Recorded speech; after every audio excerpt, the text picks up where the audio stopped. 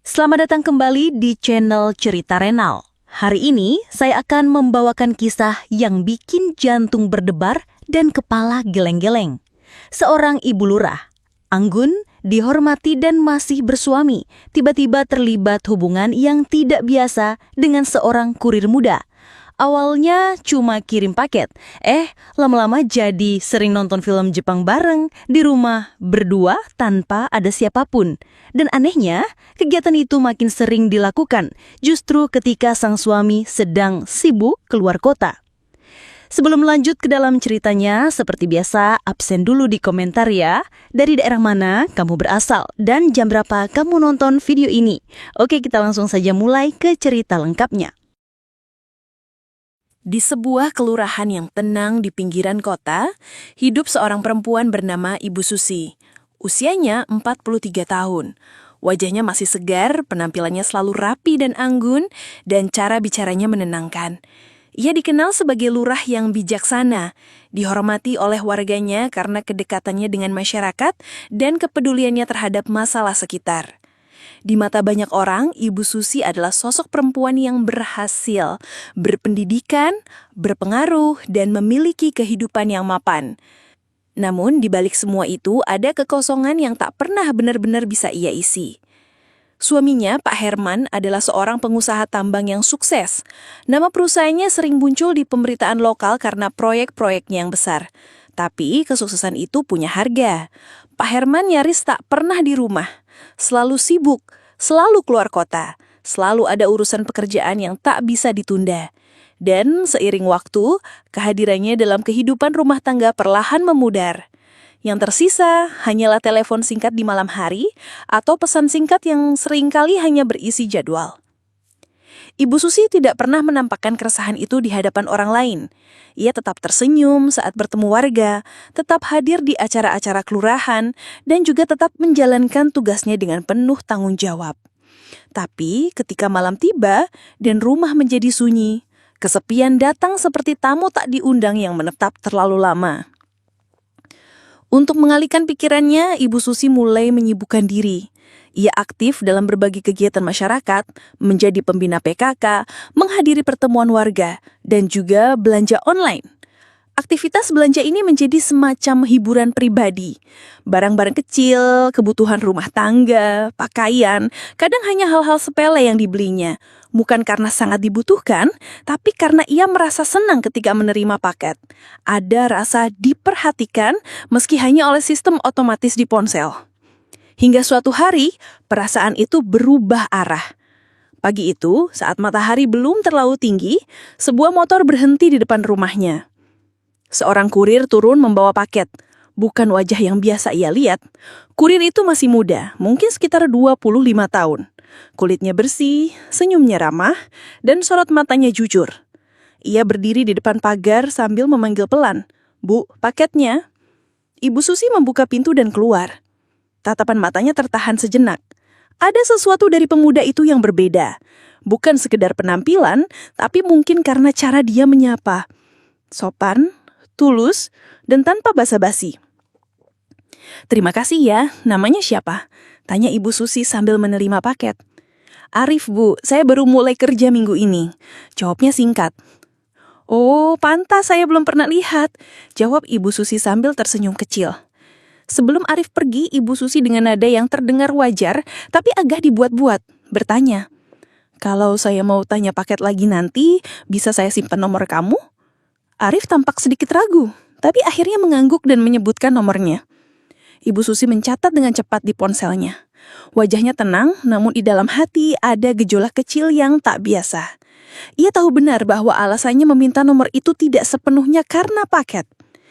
Hari itu, saat Arif berlalu, Ibu Susi masih berdiri sebentar di teras.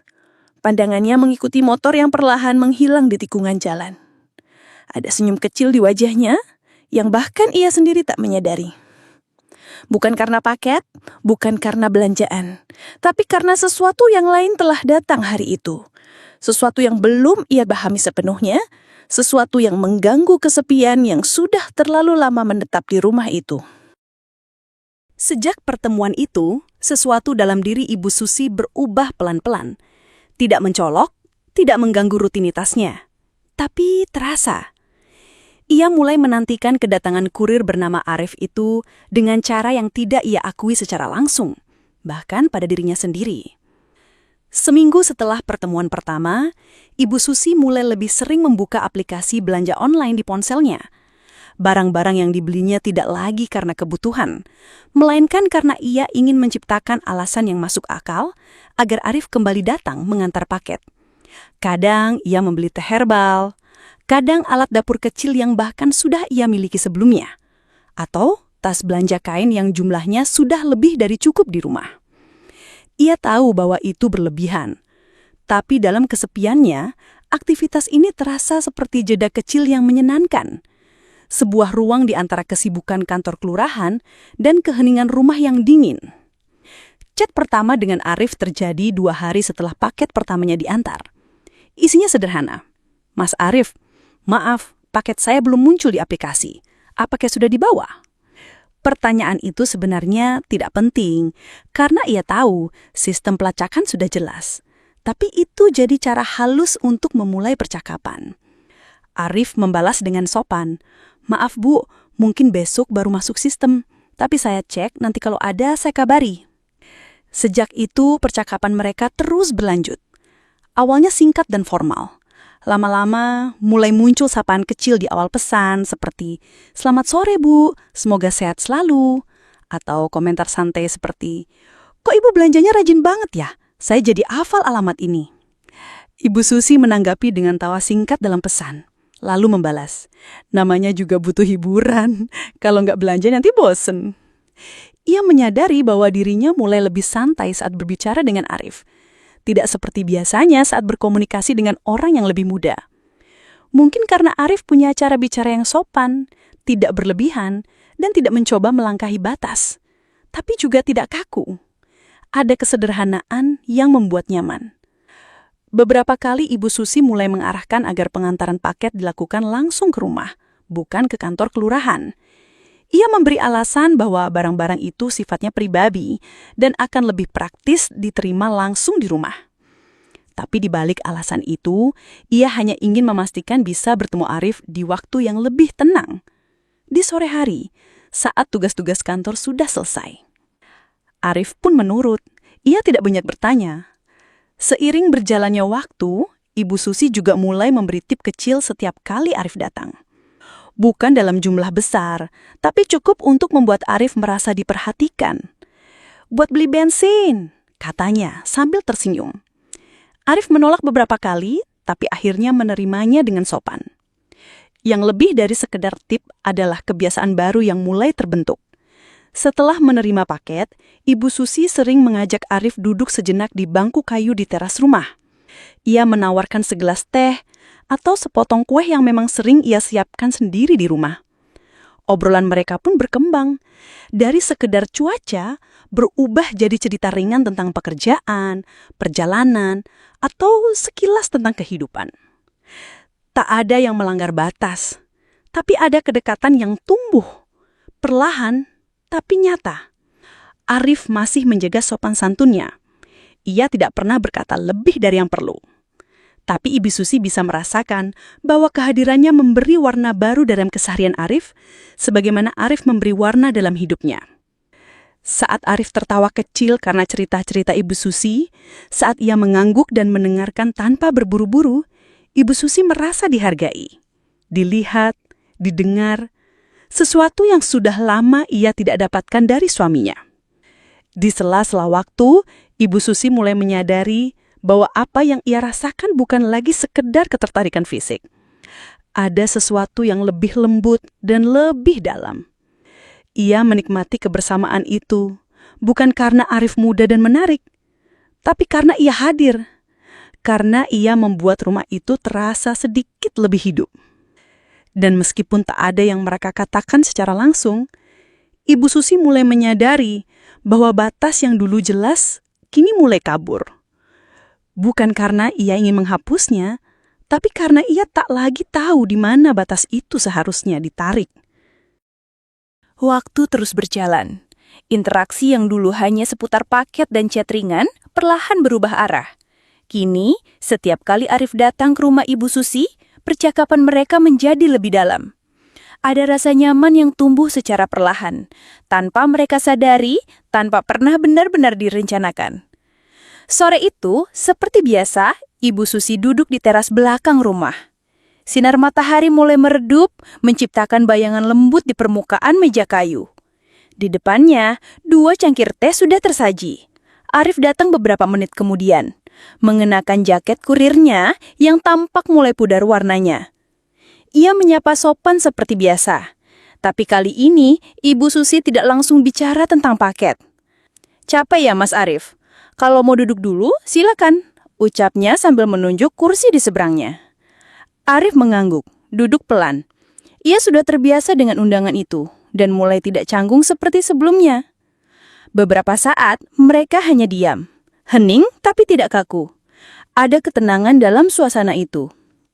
Saya jadi ingat dulu, waktu awal menikah, rumah ini selalu ramai. Suami saya sering masak bareng. Kadang kami duduk di sini, ngobrol sampai malam. Arif mendengarkan, tidak menyelah. Tapi sekarang, rasanya rumah ini cuma bangunan. Dingin, sepi. Kadang saya merasa seperti hanya tinggal di dalam rutinitas.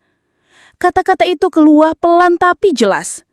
Bukan untuk mengeluh, melainkan sebagai bentuk pengakuan. Arif menoleh pelan ke arah Ibu Susi. Wajahnya bingung harus merespon seperti apa. "Maaf ya Mas, saya cerita begini, mungkin gak seharusnya juga," ucap Ibu Susi sambil tersenyum kecil, berusaha menutupi perasaannya. Arif menggeleng pelan. "Gak apa-apa Bu, saya senang bisa dengar cerita Ibu." Ibu Susi menatapnya sejenak, lalu mengangguk.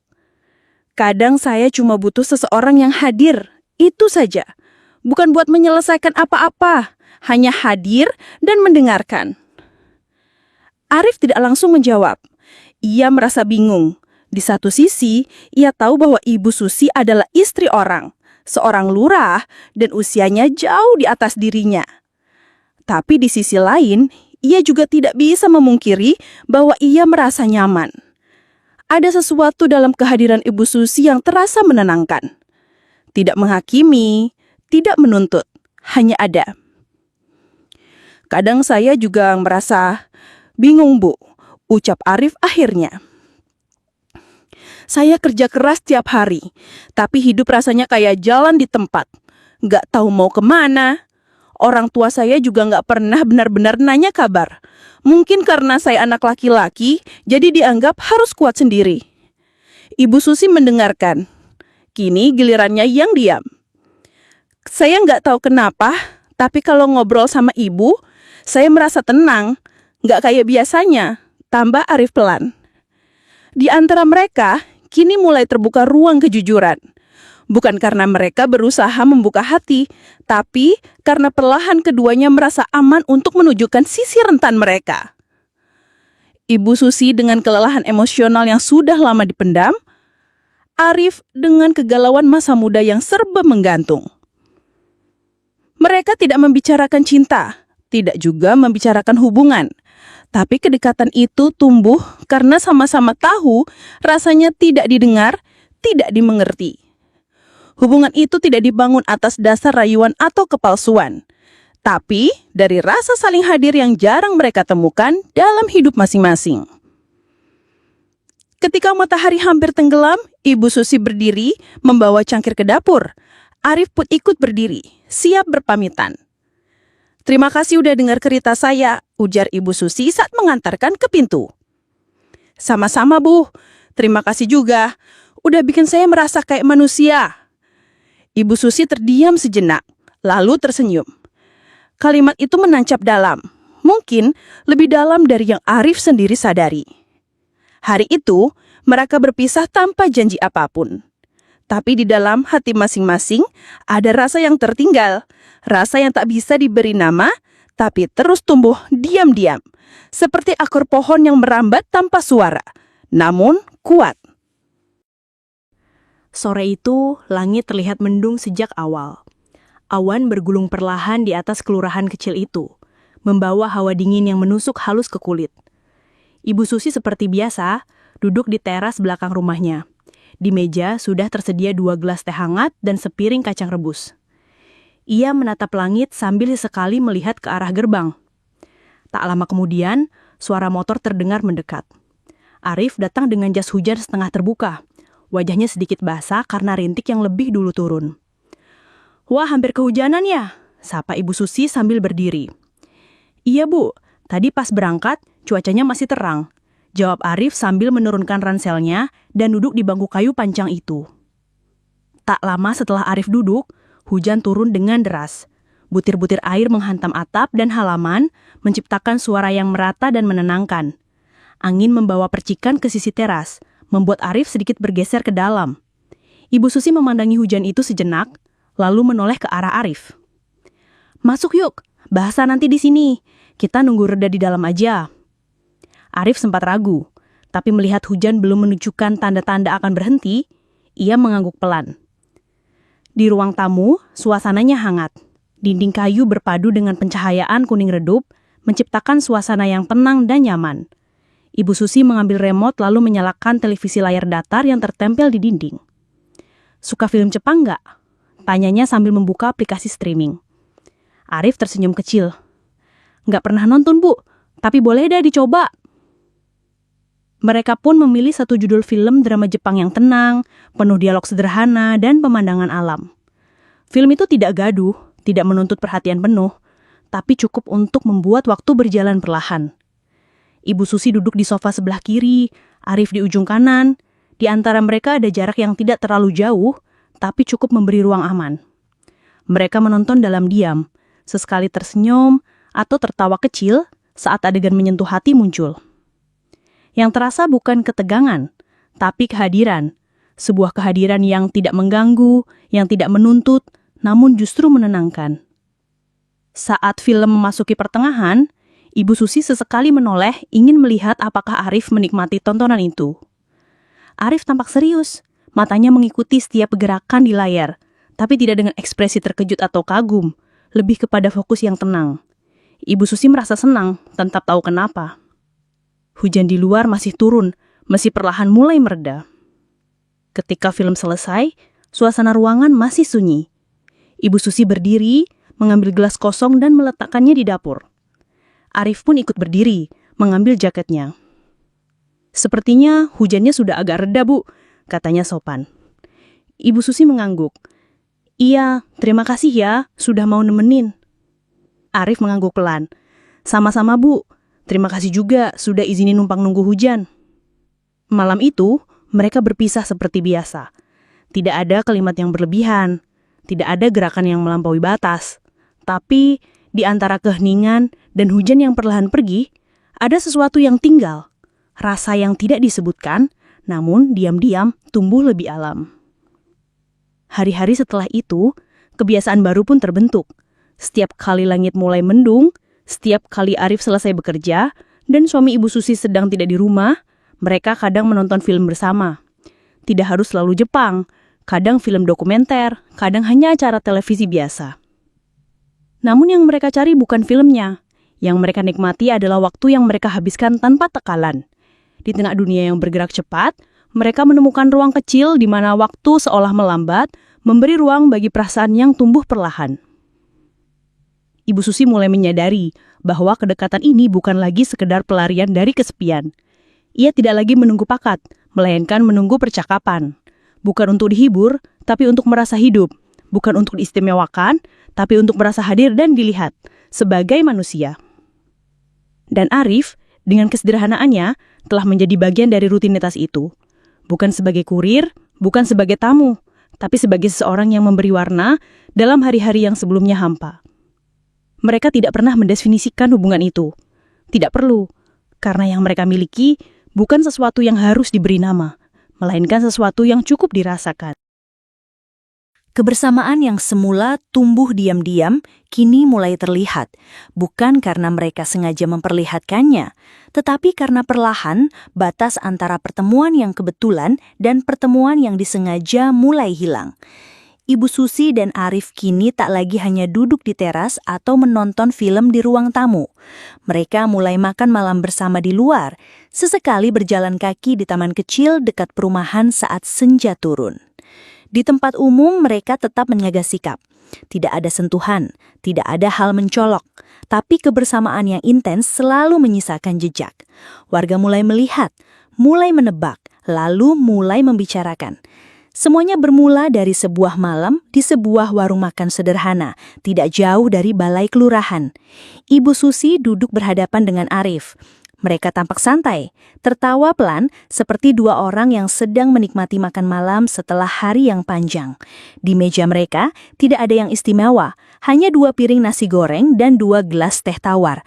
Tapi untuk beberapa pasang mata yang memperhatikan dari kejauhan, itu lebih dari cukup untuk menyalakan percikan gosip. Keesokan harinya kabar itu mulai beredar, pelan tapi pasti. Mula-mula dalam bentuk pertanyaan samar.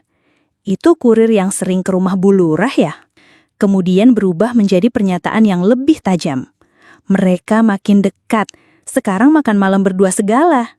Lalu berubah menjadi vonis. Tidak pantas, lurah perempuan punya suami dekat dengan anak muda. Ibu Susi menyadari ada yang berubah di sekitarnya. Beberapa warga yang biasanya ramah kini tampak canggung saat menyapanya. Beberapa ibu-ibu pengurus RT mulai berbicara dengan nada berbeda dalam rapat. Ada jarak yang mulai muncul, ada bisik-bisik yang tidak pernah diucapkan langsung tapi terasa jelas. Tekanan itu tidak datang dari satu arah. Surat dari kecamatan mulai berdatangan, meminta klarifikasi atas laporan warga. Ada permintaan halus agar Ibu Susi mempertimbangkan rotasi jabatan, bukan karena pelanggaran hukum, tapi karena keharmonisan sosial terganggu. Di sisi lain, Arif pun mulai merasakan dampaknya. Beberapa rekan sesama kurir mulai menyindir. Ada yang bertanya dengan nada bercanda, ada pula yang terang-terangan menyatakan bahwa ia telah bermain api dengan Ibu Lurah. Arif yang selama ini tenang, mulai tampak gelisah. Hubungan mereka yang awalnya tumbuh dari ruang pribadi, kini menjadi bahan pembicaraan publik. Dan seperti api yang menjalar di tengah musim kering, kabar itu sulit dibendung. Ibu Susi dan Arif mencoba tetap bertemu seperti biasa. Tapi suasana sudah tak lagi sama. Obrolan mereka kini sering diwarnai dengan jeda panjang. Bukan karena kehabisan topik, tetapi karena masing-masing menyimpan beban yang tak mudah dibicarakan. Pada suatu sore, saat langit mendung namun belum hujan, mereka duduk di teras belakang seperti biasa. Angin bertiup pelan, membawa aroma tanah basah. Bu, Arif membuka suara lebih dulu. Saya nggak enak hati. Saya nggak ingin ibu jadi bahan omongan. Ibu Susi menoleh, menatapnya lama. Kamu nggak salah, Arif. Mereka hanya melihat apa yang ingin mereka lihat. Tapi tetap saja, saya cuma kurir. Ibu Lurah, dan ibu juga masih punya suami. Kata-kata itu tidak diucapkan dengan nada menyalahkan, hanya pengakuan jujur dari seseorang yang bingung berdiri di persimpangan. Ibu Susi menarik napas panjang. Saya tahu, saya juga merasa lelah, bukan karena kamu, tapi karena dunia ini tak pernah benar-benar memberi ruang untuk orang seperti saya untuk merasa sendiri. Arif menunduk, ia tidak tahu harus berkata apa. Di dadanya, ada kekhawatiran yang terus menumbuh, bukan tentang dirinya, tetapi tentang Ibu Susi, tentang beban yang semakin berat di pundaknya. Hari-hari setelah itu, Arif mulai menjaga jarak. Ia tetap mengantar paket jika ada, tapi tidak lagi duduk di teras. Ia membalas pesan dengan sopan, tapi tidak lagi memulai percakapan. Ibu Susi menyadari perubahan itu. Ia tidak marah, tidak pula kecewa. Ia hanya menatap layar ponselnya setiap malam, berharap ada pesan masuk seperti dulu. Tapi tidak ada. Di tengah kesunyian itu, Ibu Susi mulai merasa bahwa kedekatan yang dulu mereka bangun, kini sedang diuji bukan oleh kesalahan, tetapi oleh dunia yang tidak siap menerima. Dan seperti banyak kisah lainnya, terkadang bukan cinta yang salah, tetapi waktu dan tempat yang tidak berpihak. Beberapa hari berlalu sejak Arif mulai menjaga jarak. Rumah terasa lebih sunyi dari biasanya. Meski Ibu Susi masih menjalankan aktivitas seperti biasa, mengurus kelurahan, menghadiri rapat, meninjau kegiatan warga, ada kehampaan yang sulit dijelaskan. seperti ada bagian dari dirinya yang tertinggal di suatu tempat yang kini tidak bisa ia datangi lagi. Malam itu, hujan turun dengan tenang.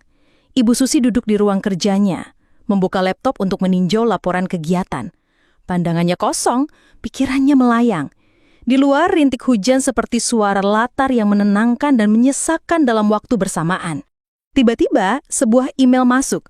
Bukan dari bawahan, bukan dari kantor, tapi dari rekening kartu kredit atas nama suaminya. Biasanya, ia tak pernah terlalu memperhatikan, tapi entah kenapa malam itu jarinya spontan mengklik notifikasi itu. Di dalamnya, tertera beberapa transaksi dalam 2 minggu terakhir. Restoran mewah, penginapan di luar kota, toko perhiasan, bahkan pembelian tiket pesawat ke Bali. Wajah Ibu Susi mengerut. Semua ini bukan hal asing, tapi juga bukan hal yang biasa. Ia tahu betul gaya hidup suaminya. Tidak suka makan di luar, jarang berpergian kecuali urusan bisnis, dan tidak pernah memberi perhiasan kepada siapapun sejak ulang tahun pernikahan mereka yang ke-10. Rasa penasaran membawanya membuka folder dokumen digital milik suaminya di komputer rumah. Folder yang selama ini tidak pernah ia sentuh karena tak pernah merasa perlu. Namun malam itu ada dorongan yang tak bisa ia tolak. Seolah alam bawah sadarnya tahu sesuatu sedang disembunyikan. Di dalam folder itu ia menemukan salinan email dan dokumen perjalanan. Beberapa atas nama sang suami, beberapa lainnya atas nama seorang perempuan yang tak dikenalnya. Ada juga foto. Tidak banyak, tapi cukup. Sebuah gambar 2 orang, suaminya dan perempuan itu di sebuah restoran. Duduk berdampingan, dengan gestur yang terlalu akrab untuk sekedar rekan kerja. Ibu Susi terpaku. Matanya menatap layar dengan kaku. Tidak ada air mata, tidak ada jeritan. Hanya keheningan yang lebih dingin dari hujan malam. Selama ini, ia diam, dalam kesepian. Menerima alasan suaminya yang selalu sibuk, selalu tidak bisa menemaninya, selalu ada pekerjaan yang harus didahulukan. Ia mencoba mengerti. Ia memilih untuk setia. Bahkan ketika hatinya mulai goyah oleh kehadiran Arif, ia tetap merasa bersalah, merasa bahwa dialah yang menyimpan rahasia, bahwa dialah yang mungkin menyimpang. Tapi malam itu, semua persepsi itu berubah. Ia bukan satu-satunya yang menyimpan rahasia, bahkan mungkin ia bukan yang pertama kalinya melakukannya. Perlahan, semua kepingan mulai tersusun. Ketidakhadiran yang berulang, jawaban singkat yang selalu berakhir dengan "ini demi masa depan kita". Nada suara suaminya yang makin datar saat berbicara di telepon. Kini semua itu tidak lagi membingungkan. Ibu Susi duduk diam selama beberapa menit. Di dadanya ada campuran rasa kecewa dan lega. Kecewa karena kenyataan ini terlalu pahit. Lega karena akhirnya ia tahu bahwa kesepiannya selama ini bukan karena ia kurang berusaha, tapi karena ia ditinggalkan secara perlahan tanpa ia sadari. Dalam benaknya, ia kembali teringat bercakapan dengan Arif saat keduanya duduk di teras, tentang dunia yang tak memberi ruang untuk dia merasa sendiri. Dan kini, ia sadar, ruang itu sebenarnya sudah kosong sejak lama. Ia hanya terus bertahan di dalamnya karena belum tahu kenyataan di luar sana. Malam itu, Ibu Susi menutup laptopnya perlahan. Ia tidak menghapus apapun, tidak juga menangis. Tapi dalam hatinya ada sesuatu yang berubah.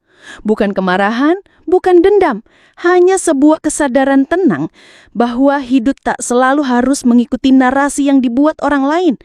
Mungkin untuk pertama kalinya, ia merasa bebas berpikir, bebas menilai ulang tentang kesetiaan, tentang pengkhianatan, dan tentang siapa yang sebenarnya meninggalkan lebih dulu.